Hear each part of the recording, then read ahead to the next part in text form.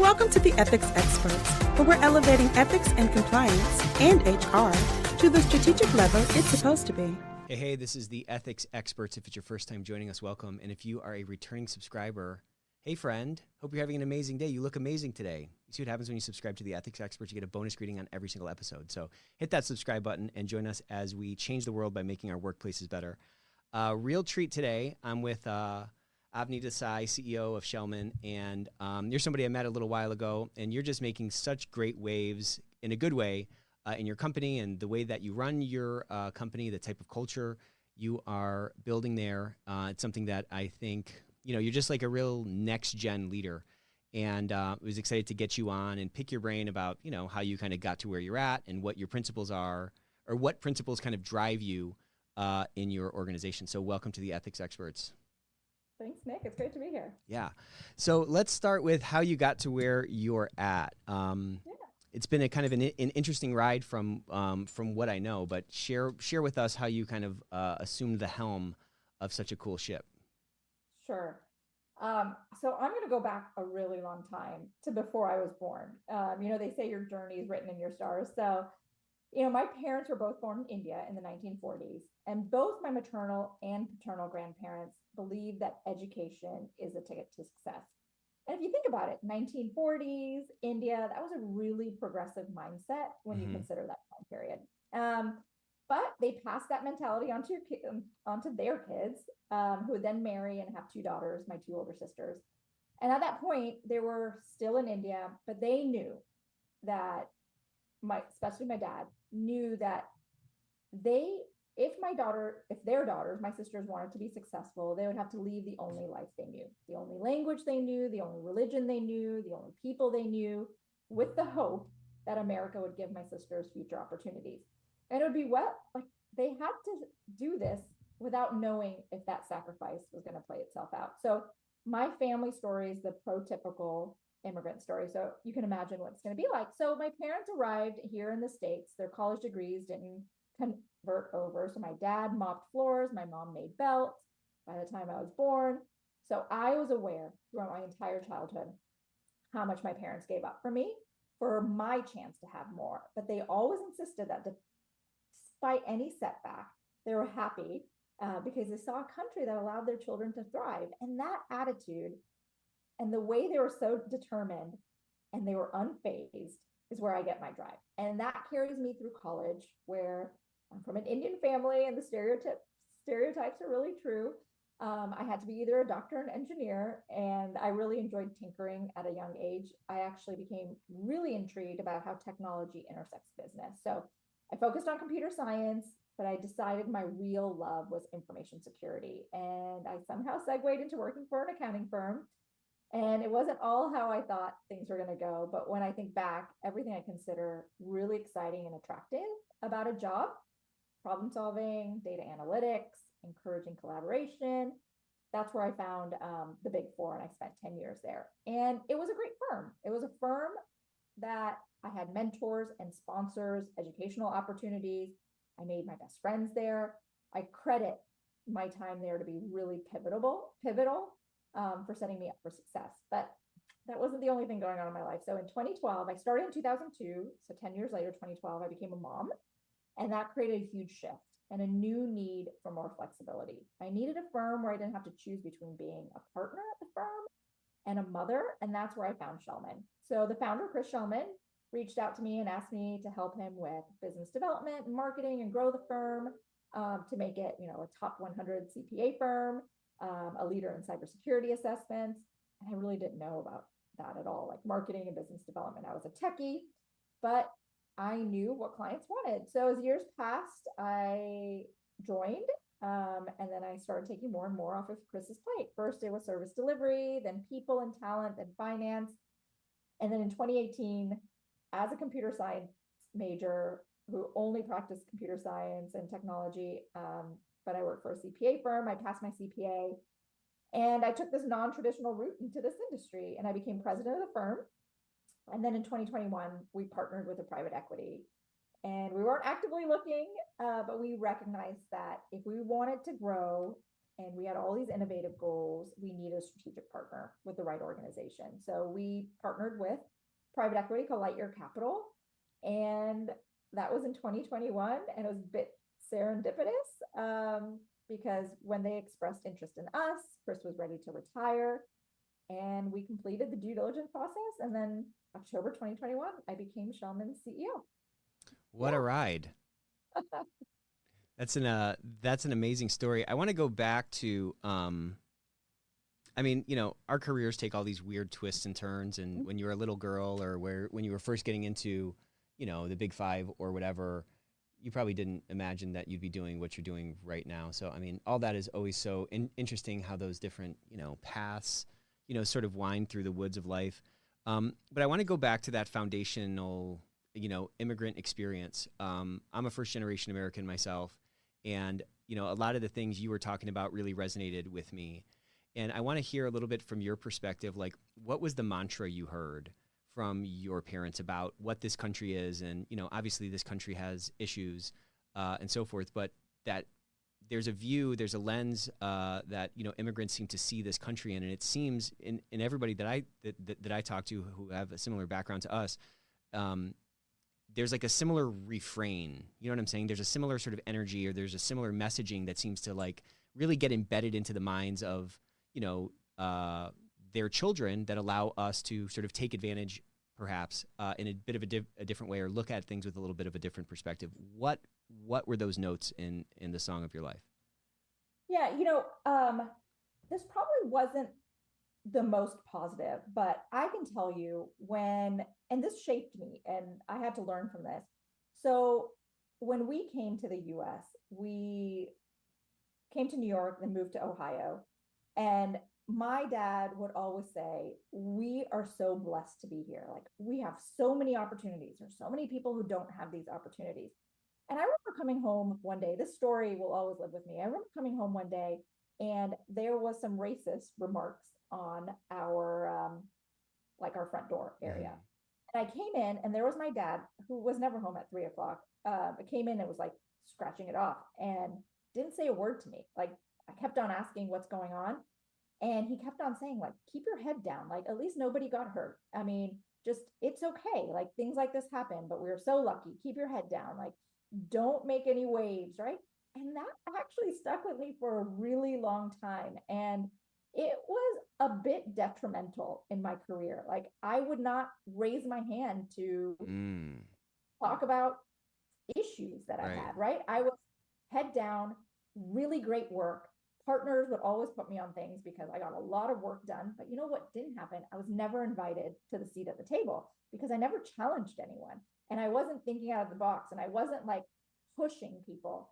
And that mantra was, and I tell my kids right now, like, you got to speak up, and don't just do this because that's what you expect to do. And that's what my parents always taught me. And not against them. Like, they were just so happy to be here. Like, to them, this was 200 times better than anything anywhere else.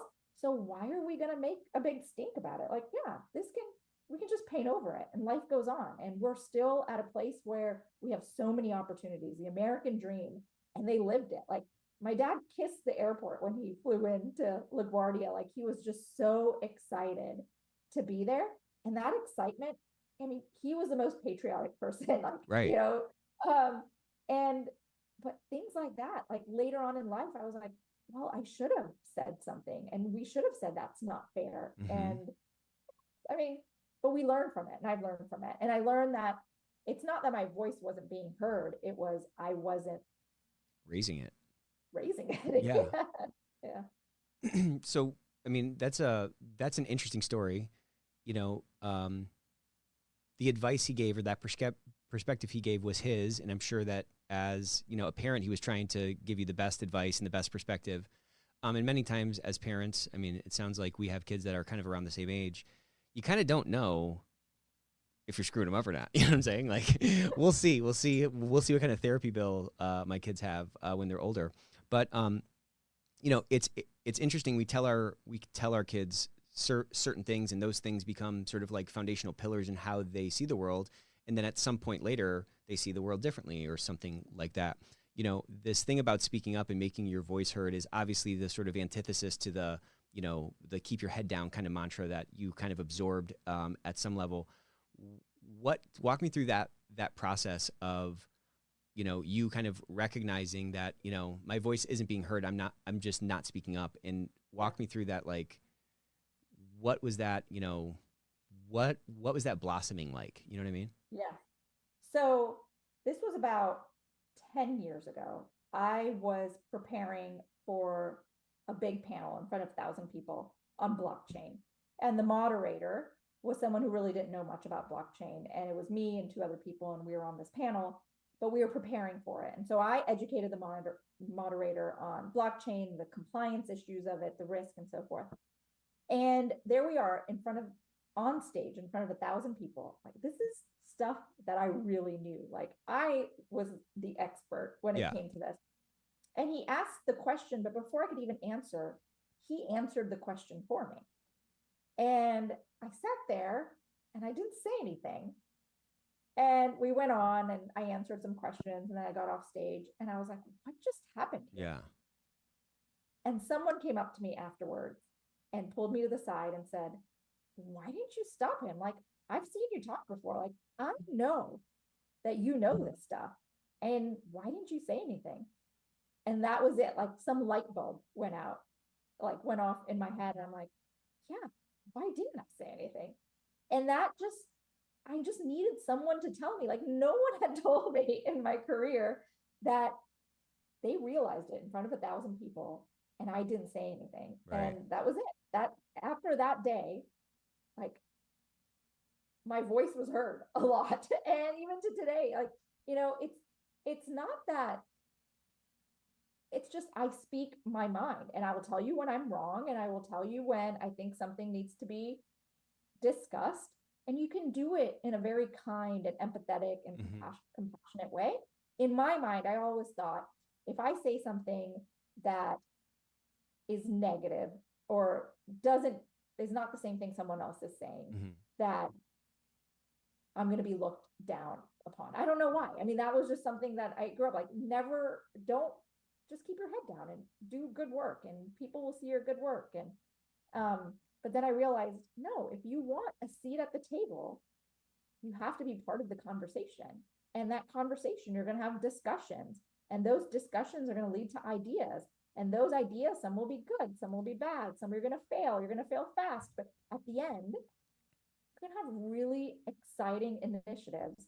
And if we didn't go through that entire process, right, of collaboration and disagreements, we would have never gotten there. And that has really changed the way that we are as a company, right? We believe in collaboration, and we believe in healthy disputes.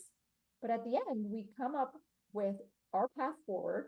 Some may not be completely excited about it, but us as a leadership team accept it and have the path forward. And it's healthy. It's very healthy. What do you think it was about speaking up, just to use that as like a shorthand, that felt so scary before you had that light bulb moment? Oh, and by the way, like, that person who said that to you, they probably have no idea the monster they created, right? No, I don't even know who it is.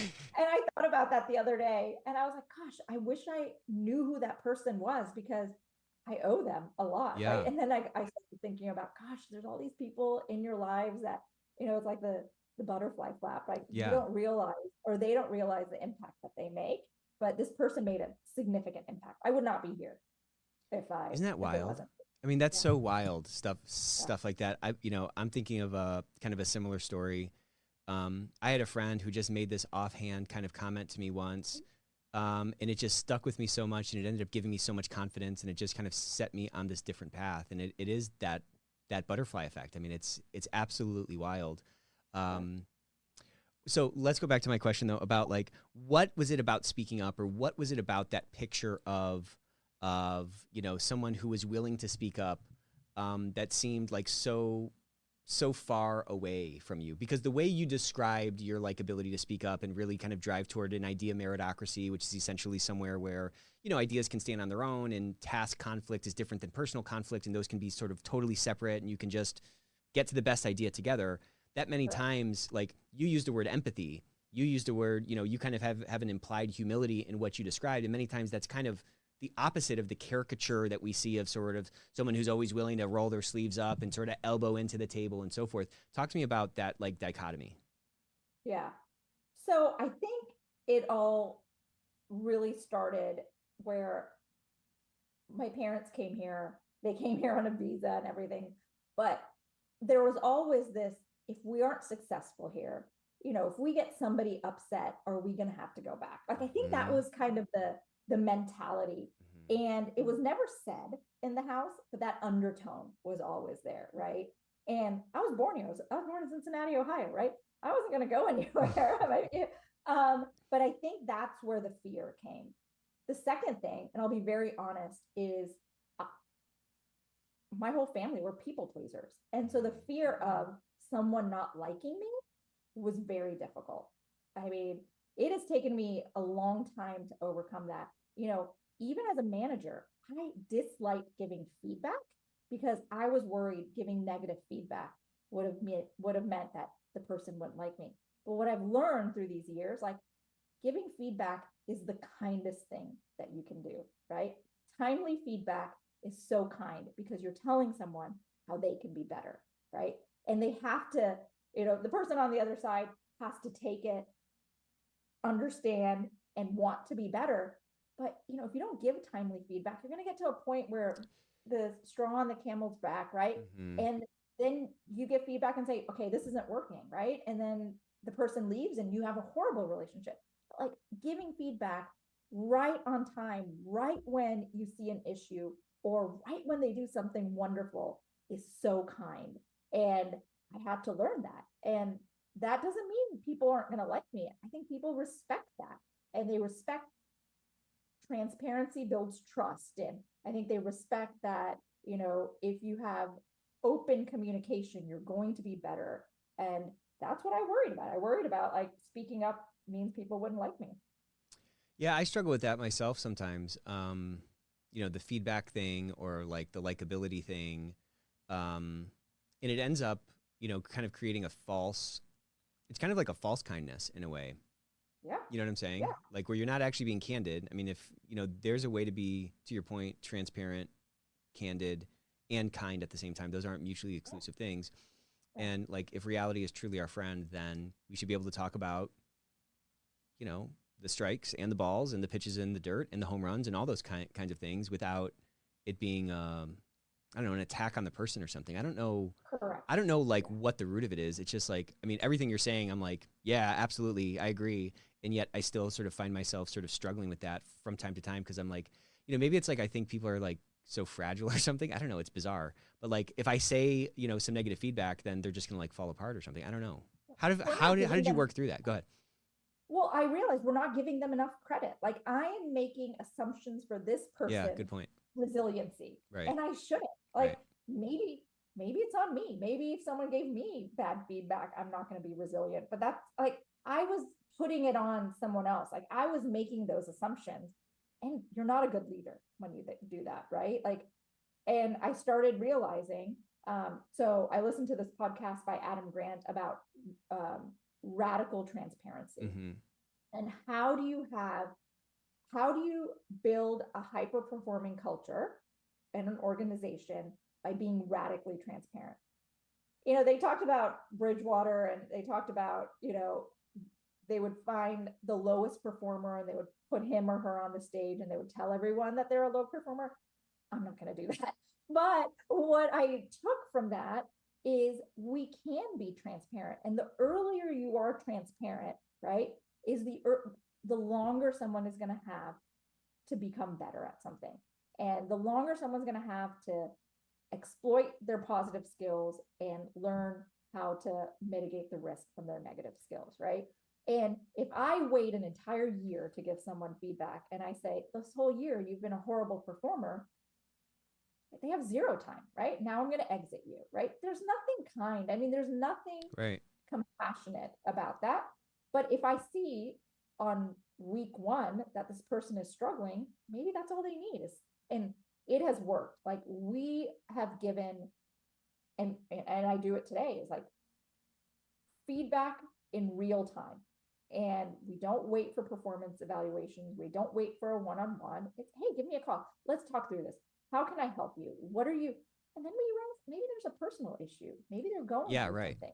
Right. Maybe there's something else that I don't know about. But if I don't have that conversation, and we hate picking up the phone. I think it's like everybody hates picking up the phone these days. Like email doesn't work. IM doesn't work. Like pick up the phone and have this conversation. We've seen like our highest level of performance that we've ever seen last year. Yeah, I mean, it at least creates a forum. Like to your point, if there's like something personal going on and somebody maybe doesn't feel comfortable bringing that forward on their own, if you can open up a conversation about what's really happening, well, then you might get some information that you wouldn't otherwise get. And then you don't fall victim to that negativity bias, which we all have, which is always assuming the worst, but to your point, that those little extra steps are super critical.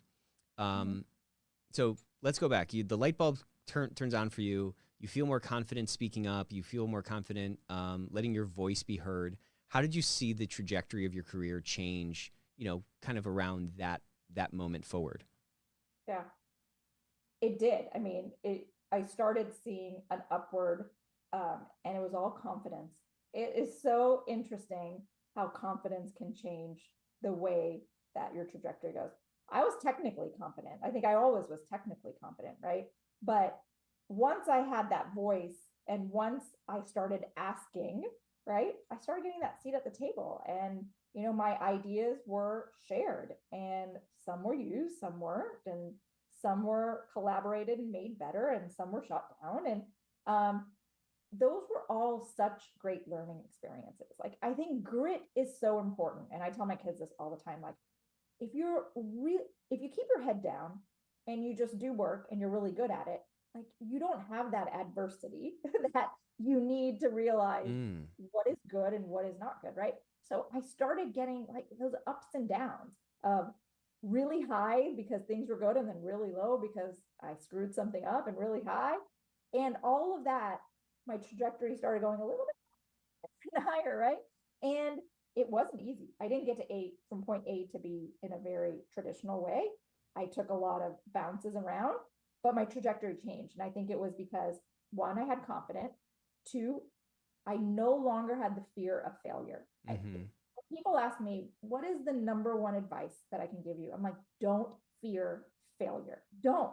Like, Nick, think about your past. Like, has anything really happened that was so terrible you couldn't overcome? No, right? And I asked this, like, there's been so many things at that point in my life. I'm like, how am I going to overcome this? But I do. We all do. We're resilient. We're agile. And you have, like, once I started realizing, okay, I'm going to take a risk. I might fail. It's okay. It's like, you became like a superhero. Right. It just, something changes that it's okay. Failure, you'll move on. It's not going to be the end of the world. And that is hard for anyone. I mean, it was hard for me for 35 years. It was really hard. I mean, it's hard for all of us. I think there's a certain finality implied to failure. It's like, okay, it's over, the grade is printed, and like the failure fallacy is a brutal one because it ends up crippling everybody. It's paralyzing. Right. And to your point, like, the only final thing is like you falling into a coffin. You know what I'm saying? Like, it's not a failure. It can be a lesson unless you let it define yourself. But that sort of just fear of being defined by a failure just prevents so much of that confidence, that like expression of gifts that we may have, and just kind of keep us on that status quo, Yeah. I mean, I think that fear is what hinders us. Yeah. The ability of taking risks and trying new things, right? Like, if we don't try anything new, we stay obsolete. I was on a call earlier where someone's like, we're growing too fast. And I said, well, if we're not growing, we're contracting. There's nothing else. Yeah. There's one or the other, right? I mean, if you're not growing, you're contracting.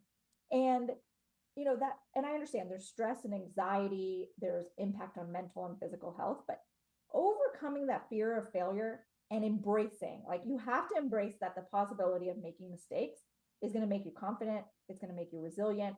And I think that's the way you're going to reach these goals. And you got to reach stretch goals, right? I write my goals down at the beginning of every year. And I write some goals that I know I'm going to make and I can cross out, right? It makes me feel good. But 75% of my goals are goals that are outside my comfort zone. You got to go outside your comfort zone to grow. And you won't grow outside of and that is really how I grew up, right? I always stayed within my comfort zone. People liked me in my comfort zone. I wasn't, it was status quo. And yeah. But then once you break out of that, there's so much possibility in the world. Yeah. Yeah, that's good. I like that idea of having a large portion of stretch goals, and I like the idea of kind of being a little bit scared by your goals. If they're all layups, you're not really going to be getting that much better. You're not going to be getting that much bigger. So that stretch is, I think, really important. And kind of a lot of what you're talking about is like this word, this word keeps ringing in my mind of like intentionality. You're intentionally putting these goals down. You're intentionally stepping out of your comfort zone. You're intentionally trying to make your voice heard. And, I think the clients you serve are similar to a lot of our listeners, just in terms of like archetype, and correct me if I'm wrong, but a lot of them are in, these cost center roles, right? Where they have a hard time getting budget, and they have a hard time turning on the light bulbs in the leadership or board level of their organization to the true impact that they're having on the bottom line and the second and third order things that they influence. And that's why I really love this talk, because so much of what it takes for them to turn those light bulbs on is already inside of us. It's just stepping out of that comfort zone, or making your voice heard, or risking quote unquote failure, which is not even a real thing. You know what I'm saying? Like, what would you tell those people? I mean, you kind of said it a little bit, but like, what else would you tell these kinds of folks who feel kind of pigeonholed, or maybe chewed up and spit out, or just kind of stuck at this kiddie table, and they got into this business because, they were energized by it, or they saw the possibilities of it, and then now they feel like a little bit stuck and maybe stagnated, flat tire, that kind of thing? Yeah. I think every organization has a collective purpose. So I live in Orlando, and if you go to Disney will tell you their collective purpose. Everyone, Cinderella, the CFO, the CEO, to the person who's sweeping, they have a collective purpose of making happiness, right? Regardless of who you are, there's somewhere in that chain of excellence that you have a purpose, right? And that's what I would say. We're auditors, right? We go in, we tell you what's wrong. And you're right. People think we're a cost center. People think you're checking the box with us. We come once a year, check the box, they're gone, our auditors are gone, right? But we have a collective purpose. What are we doing? We're helping our customers, or we're helping our clients build trust with their customers. Like, that's what we're doing. Like, we're reviewing something, making sure that they have the right security posture. We're giving them a report of high quality that they can give their customers, and they can say, you can trust our environment, right? We got to figure out what our collective purpose is. And we got to make sure that resonates throughout the entire organization, right? Everybody, not just the revenue generation, not just the back office, not just the cost centers, right? Everybody has a purpose, and that purpose is what should be overarching the organization. And once you do that, I think people won't feel pigeonholed, because they'll know where they are in that life cycle of being able to do something so meaningful. Like, oh my goodness, what I'm doing here is affecting the stock market, right? Let's talk about 3 steps ahead, because an auditor is, 100%. or someone who's an assistant to the CEO is, right? Someone who's working in finance and doing, forecasting. Yes, they're going to affect that. And I think that is so important. It's something we didn't do at Schellman until recently, was, what is our collective purpose? And that's what I said, we are helping our clients build trust with their customers. Whoever you are at the organization, you have that significant impact. So tell me about that light bulb moment, because that's a very romantic thing, but I think it's actually true. And I think I'm totally on your page. Like, we all can trace our day-to-day efforts to this broader purpose that is probably foundational to the organization, unless you're absolutely like, I don't know, I can't even think of something that like is actually like an appendage or like a vestigial thing that, the guy who's like the fax machine monitor or something. I don't know. But like, tell me about the moment that light bulb came on, where you're like, you know what, everything we're doing here is helping our clients build trust with their customers. I mean, that's a big sort of revolutionary sort of statement that is very powerful. Yeah. So I'll tell you how it started. We have new hire orientation every 2-3 weeks. And I would sit up there and I would talk about our mission and our vision and our values, and nothing resonated. Like when I was saying it, like some of our values were, we strive to be second to none. We only do what we know. And I was like, no romance in that. It's hard to hold on to that. Yeah. And I go like, and I was hearing a lot of grumblings at the organization, like, service delivery, they're the ones that go out and they charge to the client, and they're the ones that are, and they get all of, the time and the resources. And then I would hear from service delivery that internal service delivery doesn't understand what we're doing. And I had to say, stop, everyone, including myself. And I go, and I had to, and I learned this. I was, went to the Disney Institute, and they said this was the collective purpose of Disney. And I was like, well, we all have a collective purpose. Right. All of us. My husband works at a hospital. What's his collective purpose, right? It's making a healthier tomorrow. Maybe that's their collective purpose. And that was it. And I stopped and I said, regardless of who you are here, what are we doing? We have a deliverable that is independent, high quality, that we're giving to somebody, and they're giving it to their regulators, and they're giving it to their clients. And what does that deliverable do? It builds trust, right?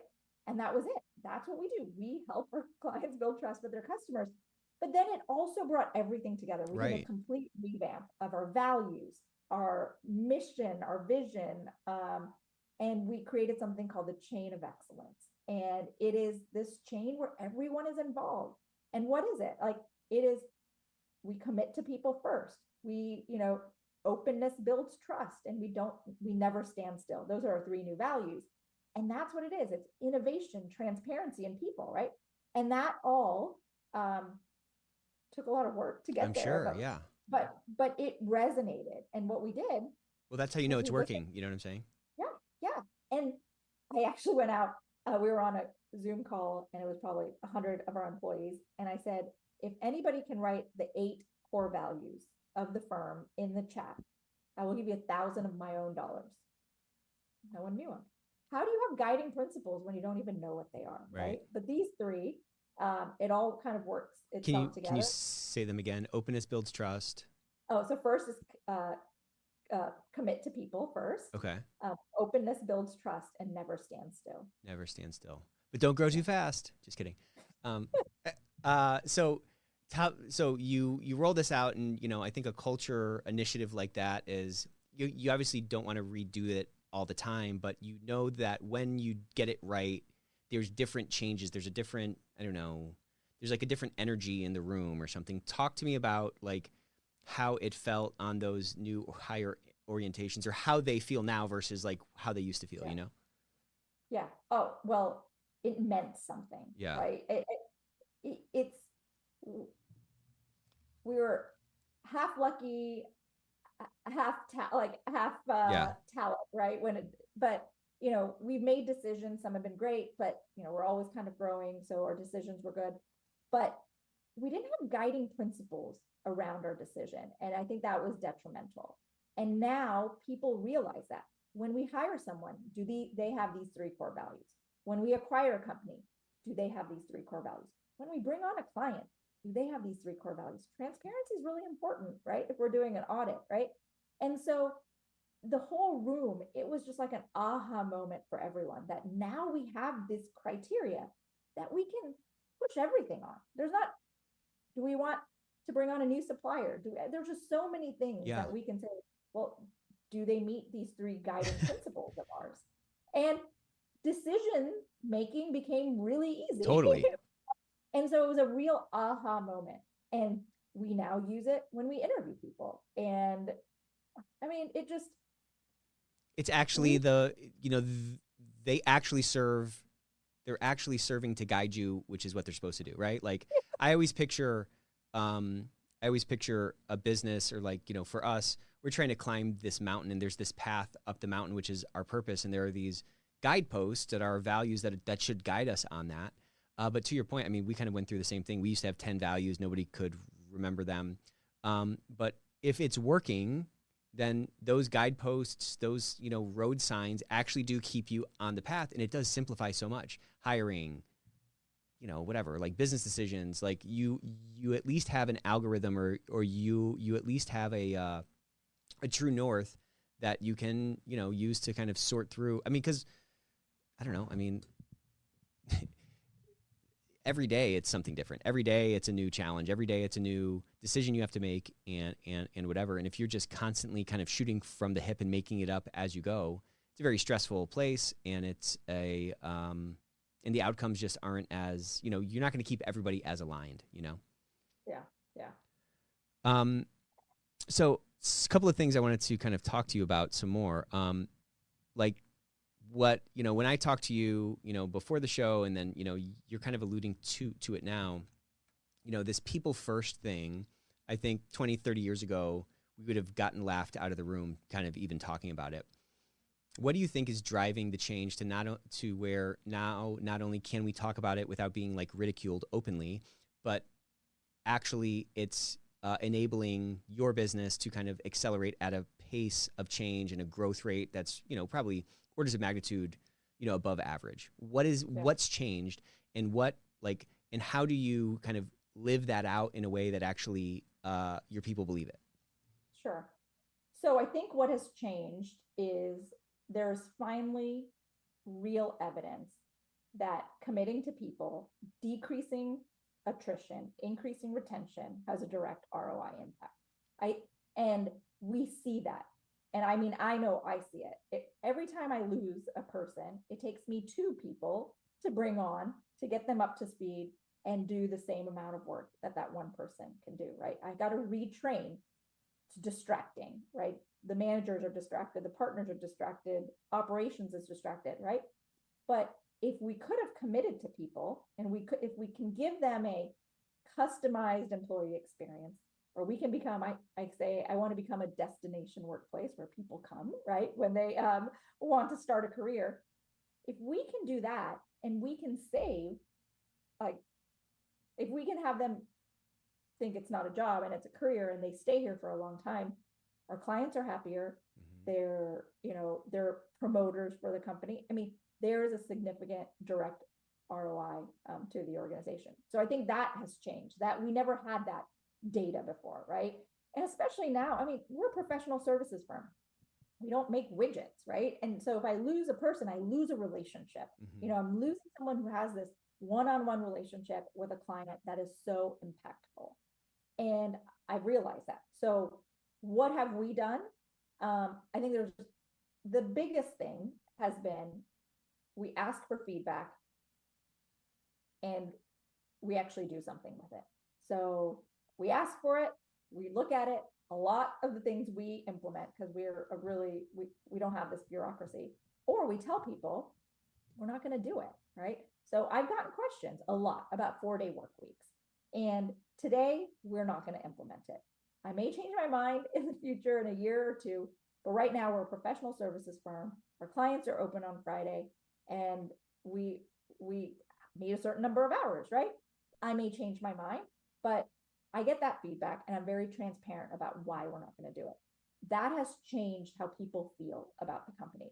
They come to me, they come to leadership much earlier and quicker, before they get so frustrated that they want to leave, or before they become disgruntled, right? And they say, these are the things I wish that we can do. We take it.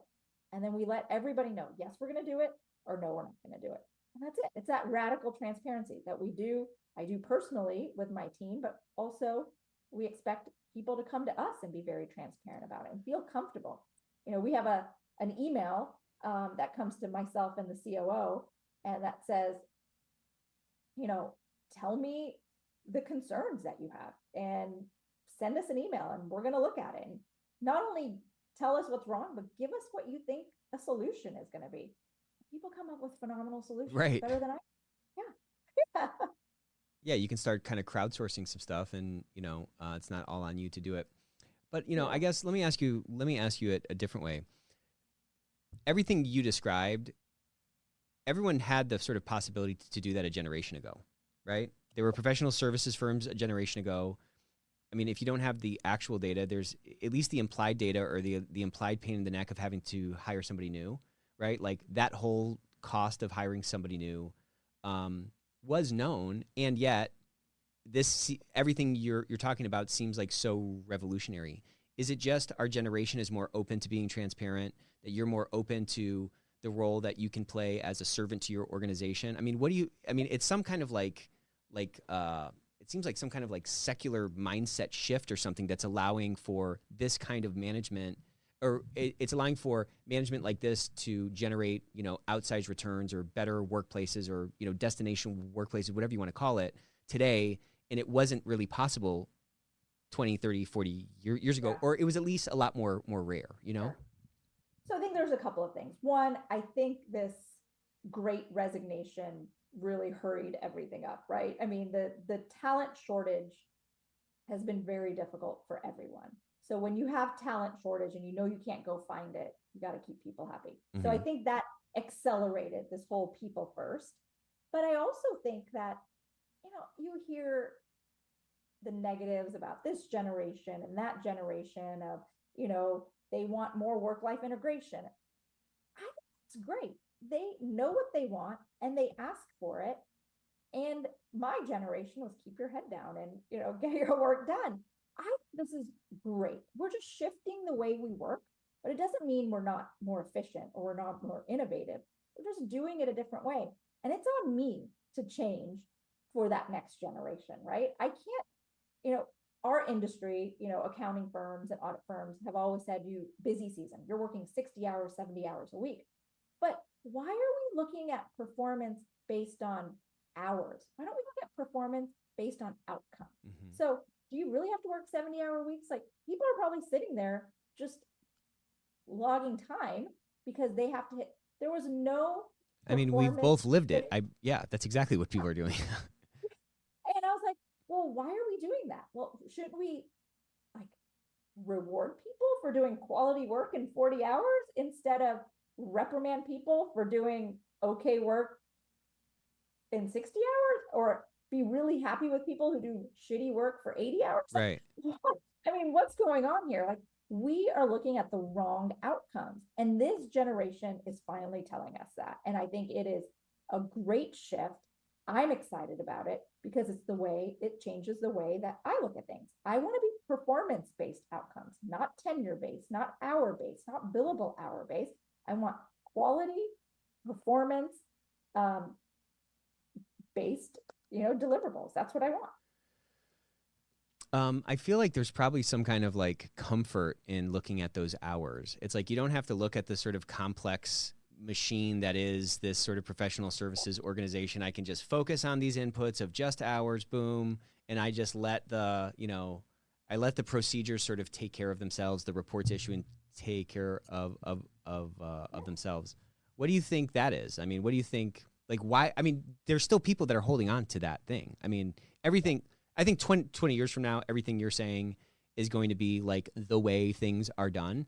But we're kind of at this interesting sort of like inflection point where this forward-thinking way to run a company really does resonate with people at a deeper level. You end up getting, the longer tenure, or you get people to like actually engage. Like I'm sure your employee engagement is a lot higher than, most other organizations because they have a leader who kind of in their mind gets it. Why are people so threatened by that change? I mean, I deal with it kind of all the time myself, but like, why do you think they're so threatened by the changing of a season? You know what I'm saying? I think it's human nature to feel uncomfortable with change, but I also think you mentioned it's easy to look at data. To do all this other stuff, it's very time consuming. Right. You got to put a lot of money into it. It's a lot more training. More it's time, a lot more feedback, a lot more listening to people, right? It's a lot more change. And, it's not easy, right? But I do think the fruits of your labor are seen in spades once you do implement something like this. You just have to go through that season of change. And I think the second thing is it goes back to this feedback. Like if you look at quantitative data versus qualitative data, it's much easier to give feedback. You didn't hit 2,000 hours, so I'm going to give you a 3. Okay. I mean, but instead of saying you know, you didn't meet expectations. Like you didn't have that difficult conversation with that client, or Yeah, you that's didn't a get good that point. report out on that. Like nobody likes giving feedback. And we have to go all the way back to that. Like giving feedback is a kind process. And I think those two things, it's hard and no one likes to give feedback. You know who I don't have a problem giving feedback to? My kids.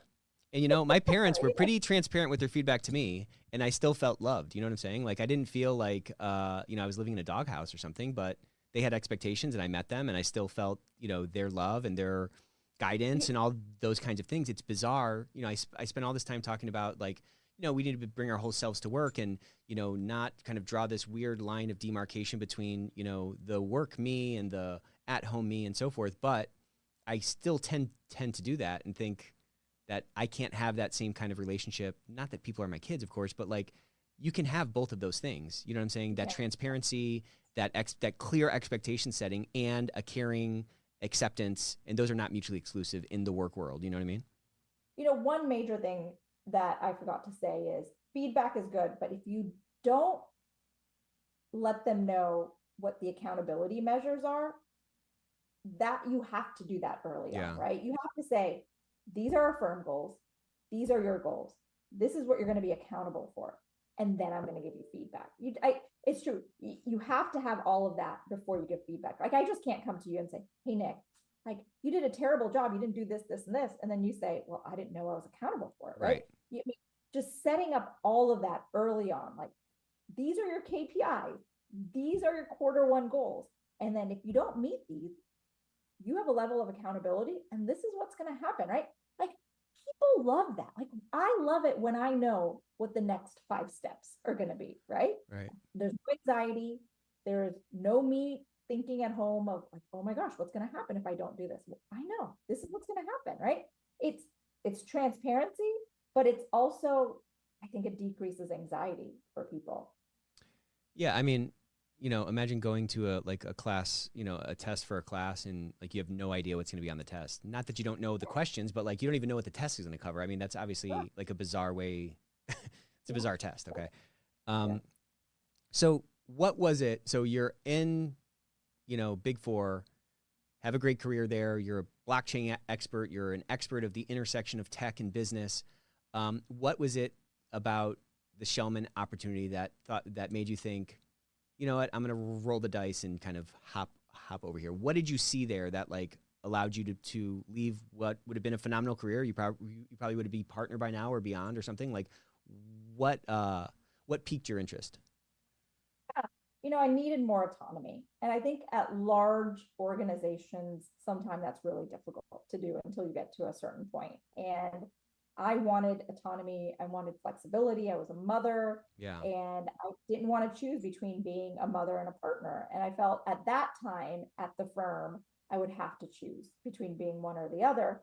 And I wanted to go to a place where I can really put my mark on you. I don't want anyone to pick between being a father or a mother and a great worker. I think you can be both. Right. You know, there is integration, there's balance, and I just wasn't getting that there at that time. And I think things have really changed since. You know, there is definitely a people first at a lot of these firms, but that's what I wanted. And, you know, I had a lot of great ideas and I wanted to implement them. And I wanted to like, I tell my kids all the time, like, our legacy isn't a financial legacy or the things that we have. Our legacy is how do we make this little place on the map where we are better than when we came into it? And that's what I wanted to do with the profession and the industry is how can I make it a little bit better than I came into it? And that's what we're doing here. And it's exciting. We're disrupting, we're changing, we're people first. We never stand still. Openness. I mean, not here. See all of our values. See, they just come pouring out when they're this authentic. I love it. What's been most surprising since you've ascended from, you know, president to CEO? How is this different than what you imagined it to be, either when you first stepped into the company or, you know, even before you know, when you just thought about what it was like to be a CEO, you know, before you even were on that path? I think the most surprising thing is I really enjoy it. Like I thought it was going to be, it's hard work and it's long hours. I mean, don't get me wrong, but every day is a new challenge. And I really enjoy that. I'm a computer engineer. I love tinkering things. I love opening it up, looking at it, and seeing how I can fix it. And that's what I get to do every day. Like, I get to open it up, see what's wrong, and make it better. And that's fun and that's exciting and has an impact on people's lives, and it has an impact on our clients, and we're doing something better for the world. And I didn't think I was ever going to be able to do that. Let's jump in our time machine and let's go forward now. And it's 10 years into the future, 15 years into the future. How are our workplaces different? Yeah. I think I think it's going to be a lot of AI. I think that, tasks that burden us as people and don't allow us to work to our fullest are going to be gone. I think we're going to have a lot of people who are really satisfied with their jobs because they get to do what they love and what they're really good at instead of all this administrative stuff. Like, I talked to my husband, who's a physician. He loves seeing patients. He loves making them have them be a healthier tomorrow. He spends a lot of time dictating and writing in their charts, right? All this stuff that if he could just put that to the side and just focus on patient care, the outcomes would be better. Right. Like, people wouldn't be waiting for an hour, right?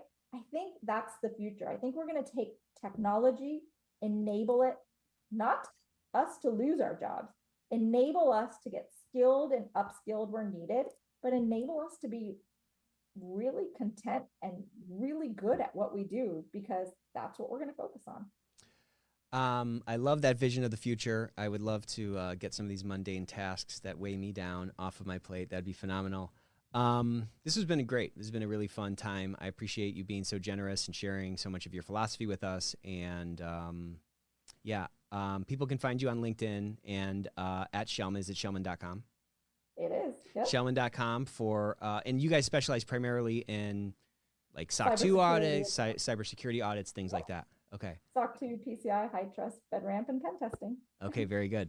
Thank you so much. This was really a blast. Really a pleasure to talk with you. And until next time. Appreciate it. Thank you, Nick.